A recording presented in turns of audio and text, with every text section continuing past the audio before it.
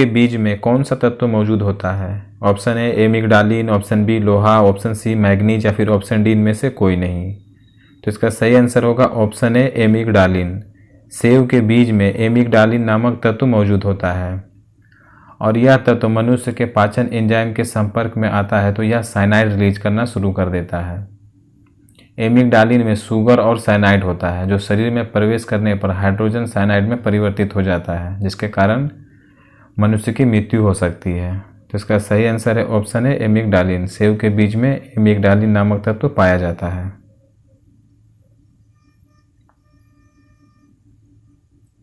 शक्तिशाली चुंबक किससे बनते हैं? ऑप्शन ए लोहा, कोबाल्ट एवं निकेल की मिश्र धातुओं से, option B aluminium, cobalt and nickel की मिश्र धातुओं से, या फिर ऑप्शन सी लोहा यौगिक से, या फिर ऑप्शन डी लौह चुंबकीय पदार्थ से। तो इसका सही आंसर है option B aluminium, cobalt, nickel की मिश्र धातुओं से शक्तिशाली चुंबक बनाया जाता है और नरम लोहे की छड़ का उपयोग अक्सर विद्युत चुंबक बनाने के लिए किया जाता है। तो इसका सही आंसर है option B aluminium, cobalt and nickel की मिश्र धातु या शक्तिशाली चुंबक बनाने के काम में आता है।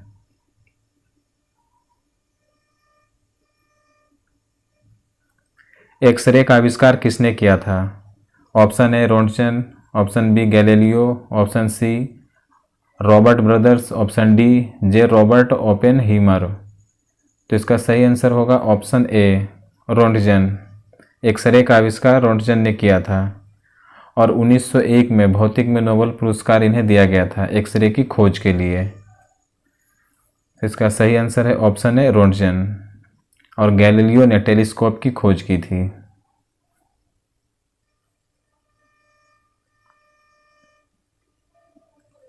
आकाश का रंग नीला क्यों दिखाई देता है? ऑप्शन ए अपवर्तन के कारण, ऑप्शन बी विवर्तन के कारण, ऑप्शन सी प्रकीर्णन के कारण, या फिर ऑप्शन डी परावर्तन के कारण। तो इसका सही आंसर है ऑप्शन सी प्रकीर्णन।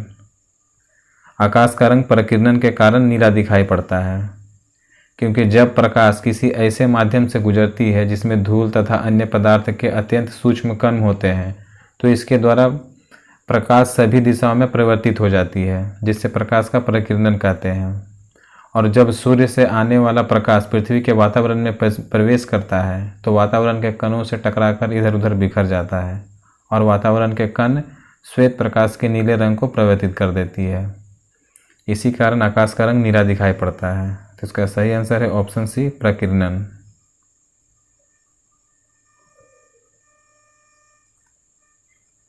नवजात शिशुओं में हड्डियों की संख्या लगभग कितनी होती है? Option A 210, option B 206, option C 300 या फिर ऑप्शन डी 190। तो इसका सही आंसर होगा ऑप्शन सी 300। नवजात शिशु में हड्डियों की संख्या 300 होती है और मनुष्य में कुल हड्डियां 206 होती है जबकि मनुष्य के खोपड़ी में कुल हड्डियों की संख्या 8 होती है। और मानव शरीर की सबसे छोटी हड्डी स्टेपीज है और मानव शरीर की सबसे लंबी हड्डी फीमर है जो कि जांघ में पाया जाता है और सबसे छोटी हड्डी स्टेपीज या कान में पाया जाता है। तो इस क्वेश्चन का सही आंसर है ऑप्शन सी नवजात शिशुओं में हड्डियों की संख्या 300 होती है। घरेलू विद्युत उपकरण में प्रयुक्त फ्यूज किस प्रकार की धातु से बनी होती है? ऑप्शन ओ जिसका प्रतिरोध कम हो, ऑप्शन बी जिसका गलनांक कम हो, ऑप्शन सी जिसका क्वथनांक कम हो, या फिर ऑप्शन डी जिसका चालकत्व कम हो। तो इसका सही आंसर है ऑप्शन बी जिसका गलनांक कम हो। उस प्रकार के धातु का उपयोग हम घरेलू फ्यूज में करते हैं। और गलनांक क्या है? जिस ताप पर कोई ठोस पिघलकर द्रव अवस्था में पहुंच जाता है वह गलनांक कहलाता है और क्वथनांक जिस ताप पर कोई तरल उबलने लगे वह क्वथनांक कहलाता है। तो इस क्वेश्चन का सही आंसर है ऑप्शन बी जिसका गलनांक कम हो उस प्रकार के धातु का उपयोग हम फ्यूज में करते हैं। निम्न में से झूठ का पता लगाने वाले यंत्र कौन सा है? Option A polygraph, option B seismograph, option C audiometer, या फिर ऑप्शन डी एनीमोमीटर। तो इसका सही आंसर है ऑप्शन ए पॉलीग्राफ। झूठ का पता लगाने वाले यंत्र का नाम है पॉलीग्राफ और इसे लाइव डिटेक्टर के नाम से भी जाना जाता है। और पॉलीग्राफ में हृदय गति, रक्तचाप और मस्तिष्क के संकेत को देखा जाता है। और पॉलीग्राफ किस तरह कार्य करता है? इसमें एक प्रश्नकर्ता सामने वाले से सवाल पूछता है, यदि वह झूठ बोलता है तो उसके दिमाग में एक संकेत P3 निकलता है और उसकी हृदय गति और रक्तचाप बढ़ जाता है। इसी को पॉलीग्राफ रीड करता है। तो इसी की मदद से वह झूठ को पता लगाता है। इसका सही आंसर है ऑप्शन है पॉलीग्राफ। और सिस्मोग्राफ सिस्मोग्राफ से भूकंप के झटके की तीव्रता को रिकॉर्ड किया जाता है। और ऑडियोमीटर में ध्वनि की तीव्रता मापी जाती है। और एनीमोमीटर में वायु की गति मापी जाती है। तो इस क्वेश्चन का सही आंसर है ऑप्शन ए पॉलीग्राफ। डायनेमो एक मशीन है, इसका क्या काम है? ऑप्शन ए निम्न वोल्टेज को उच्च वोल्टेज में परिवर्तित करना। ऑप्शन बी आंतरिक ऊर्जा को विद्युत ऊर्जा में परिवर्तित करना। ऑप्शन सी उच्च वोल्टेज को निम्न में परिवर्तित करना। या फिर ऑप्शन डी ए और बी दोनों। तो इसका सही आंसर है ऑप्शन बी। डायनेमो यांत्रिक ऊर्जा को विद्युत ऊर्जा में परिवर्तित करता है और इसी के द्वारा बिजली उत्पन्न होती है। और मोटर में विद्युत ऊर्जा से यांत्रिक ऊर्जा में परिवर्तित किया जाता है। तो इस क्वेश्चन का सही आंसर है ऑप्शन बी। डायनेमो यांत्रिक ऊर्जा को विद्युत ऊर्जा में परिवर्तित करता है।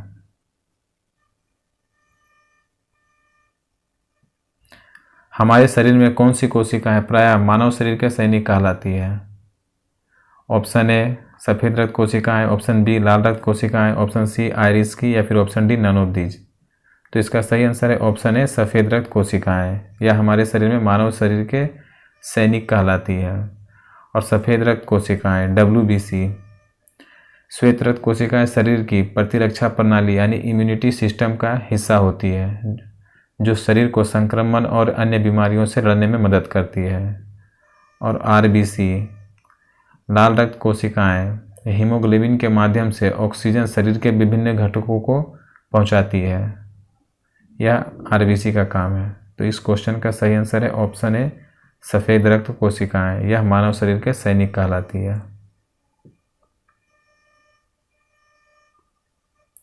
ट्रांसफार्मर का उपयोग क्यों किया जाता है? ऑप्शन ए DC को AC में बदलने के लिए। ऑप्शन बी AC को DC में बदलने के लिए। ऑप्शन सी AC वोल्टेज का उपचयन या अपचयन करने के लिए। या फिर option D none of these.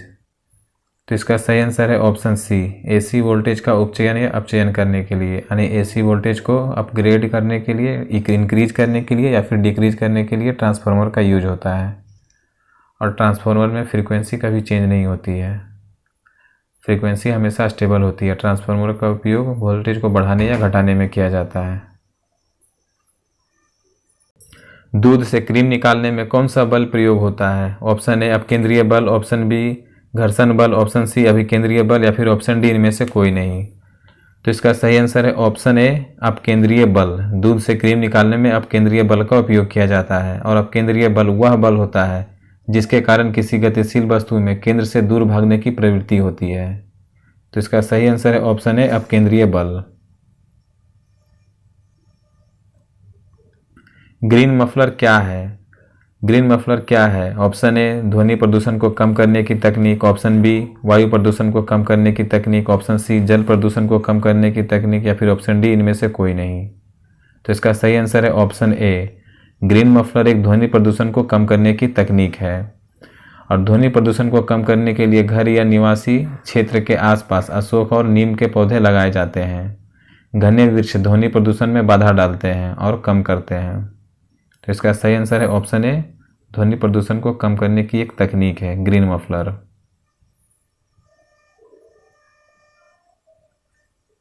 Made cow disease का क्या कारण है? ऑप्शन ए जीवाणु। Option B virus. Option C prion. या फिर option D none of these. तो इसका सही आंसर है option C prion. Mad cow disease का कारण है प्रियन। और मेड काउ डिजीज एक ऐसी बीमारी है जो सूक्ष्म जीवों के कारण होती है। यह बीमारी पशुओं के दिमाग को प्रभावित करती है। इस इन्फेक्शन के कारण दिमाग में छोटे छोटे छेद होने लगते हैं, जिससे दिमाग एक स्पंज की तरह लगने लगता है। इन चीज़ों के कारण दिमाग धीरे धीरे खराब हो जाता है। तो इसका सही आंसर है ऑप्शन सी प्रियन।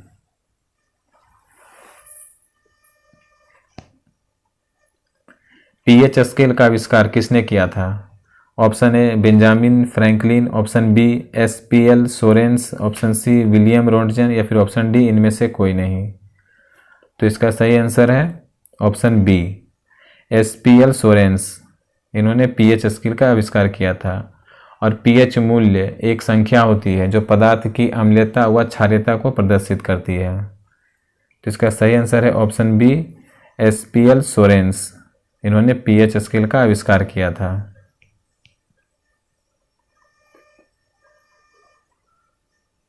निम्न में से कौन सी ग्रंथि ग्लैंड रक्तचाप को नियंत्रित करती है? ऑप्शन ए थायराइड ग्रंथि, ऑप्शन बी अधिवृक्क ग्रंथि, ऑप्शन सी थायमिन ग्रंथि या फिर option D none of these. तो इसका सही आंसर है ऑप्शन बी, अधिवृक्क ग्रंथि। यह ब्लड प्रेशर को नियंत्रित करती है। अधिवृक्क ग्रंथि एक अंतस्रावी ग्रंथि है जो कशेरुकियों में पाई जाती है। तो इसका सही आंसर है ऑप्शन बी, अधिवृक्क ग्रंथि। pH स्केल का आविष्कार किसने किया था? Option A Benjamin Franklin, option B SPL Sorensen, option C William Roentgen या फिर option D none of these. तो इसका सही आंसर है ऑप्शन बी, SPL सोरेंस। इन्होंने pH स्केल का आविष्कार किया था और pH का फुल फॉर्म होता है पावर ऑफ हाइड्रोजन या पोटेंशियल ऑफ हाइड्रोजन। और pH एक संख्या है जो पदार्थ की अम्लीयता व क्षारीयता को प्रदर्शित करती है। तो इस क्वेश्चन का सही आंसर है ऑप्शन बी। निम्न में से कौन सी ग्रंथि रक्तचाप ब्लड प्रेशर को नियंत्रित करती है? ऑप्शन ए थायराइड ग्रंथि, ऑप्शन बी अधिकृत ग्रंथि, ऑप्शन सी थायमिन ग्रंथि या फिर option D none of these. तो इसका सही आंसर है ऑप्शन बी, अधिवृक्क ग्रंथि। यह ब्लड प्रेशर को नियंत्रित करती है।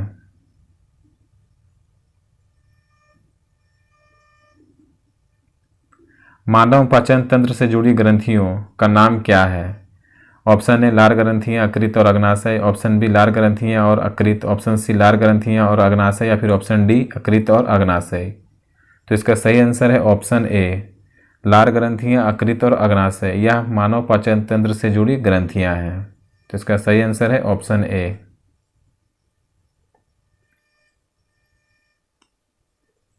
कौन सी बीमारी प्रोटोजोआ के कारण होती है? Option A malaria, option B pyorrhoea, option C पेचिस या फिर ऑप्शन डी उपयुक्त सभी।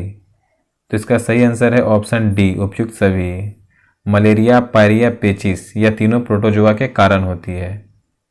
तो प्रोटोजोआ से होने वाले अन्य बीमारियों के नाम पायरिया, कालाजार, मलेरिया, पेचिस, शून्य इत्यादि है। तो इसका सही आंसर है ऑप्शन डी, उपयुक्त सभी। यह तीनों बीमारियां प्रोटोजोआ के कारण होती है। आधुनिक आवर्त सारणी में आवर्तों की संख्या कितनी है? Option A 7, option B 8, option C 9 और ऑप्शन डी 11। तो इसका सही आंसर है ऑप्शन ए 7। आधुनिक आवर्त सारणी में आवर्तों की संख्या 7 होती है और इसमें ग्रुप की संख्या 18 होती है। आधुनिक आवर्त सारणी में ग्रुप की संख्या 18 है और आवर्तों की संख्या 7 है। ग्लाइकोलिसिस का अंतिम उत्पाद क्या है? ऑप्शन ए पायरुविक अम्ल, option B O2, option C CO2 या फिर ऑप्शन डी ग्लूकोज। तो इसका सही आंसर है ऑप्शन ए पायरुविक अम्ल। यह ग्लाइकोलिसिस का अंतिम उत्पाद होता है और ग्लाइकोलिसिस या ग्लाइको अपघटन श्वसन का पहला चरण है जो कोशिका द्रव्य में होता है। तो इस क्वेश्चन का सही आंसर है ऑप्शन ए पायरुविक अम्ल। मानव शरीर द्वारा उत्पादित प्रमुख अपशिष्ट क्या है? Option A urea, option B carbon dioxide, option C A और बी दोनों या फिर option D none of these. तो इसका सही आंसर है ऑप्शन सी ए और बी दोनों। यूरिया और कार्बन डाइऑक्साइड यह दोनों मनुष्य के प्रमुख अपशिष्ट पदार्थ है यानी वेस्टेज पदार्थ है और यूरिया का फॉर्मूला है CH4N2O।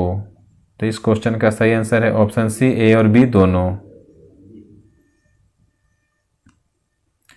व्यापारिक कॉर्क किससे प्राप्त होता है? ऑप्शन ए कॉर्क कैम्बियम से, ऑप्शन बी जाइलम से, ऑप्शन सी फ्लोएम से या फिर option D none of these. तो इसका सही आंसर है ऑप्शन ए कॉर्क कैम्बियम से। व्यापारिक कॉर्क कैम्बियम से प्राप्त होता है और यह कॉर्क एक पेड़ की छाल से बनता है।